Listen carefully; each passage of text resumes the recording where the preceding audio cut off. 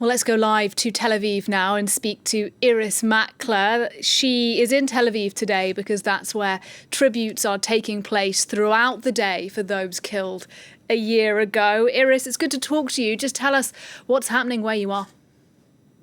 This is a site where this evening, in a couple of hours, there's going to be a celebration, a commemoration, I should say, of the hostages. It's being held by hostages' families.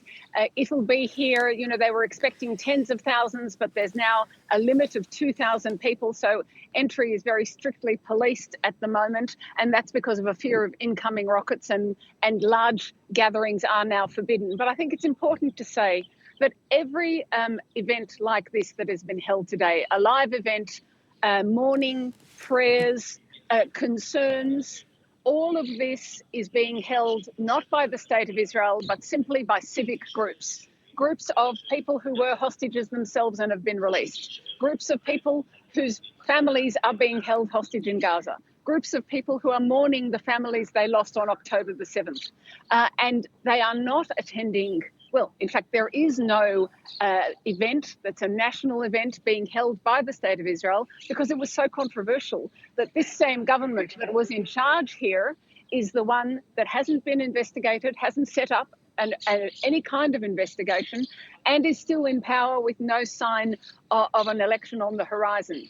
So the same government that supervised this, was there in charge during the October the 7th attacks, is still in charge. And in the end, what they've done is a pre-recorded ceremony with no people in attendance. As some cynical Israelis say, the Prime Minister is afraid of his own people. And Iris, look, I know you covered what happened a year ago on October 7th. We've spoken a lot over the past year about how Israel is coping with what happened. 12 months on, is there a sense now that Israelis actually cannot fully mourn, cannot fully grieve, because there are still those hostages who remain in Gaza, the war there very much still ongoing? That's right. It's not post-trauma here yet. It's still in the trauma.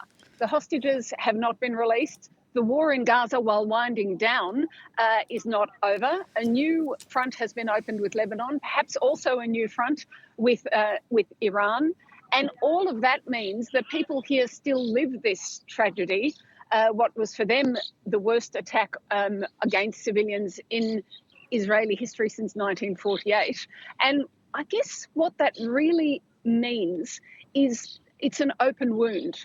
And while I'm not, there is so much suffering in Gaza and now in Lebanon as well, there is suffering here too. And it doesn't end while this war in Gaza continues and while the hostages remain. There's 101 hostages. Israel's Prime Minister said in a speech a week ago that 50 of them are believed to be dead, but 50 are alive in some kind of state or other in those tunnels beneath the Gaza Strip, and their relatives, and I think most of the State of Israel, from everyone that I've spoken to and all the polls that I've read, they want them home. Iris Makler live in Tel Aviv. Thank you.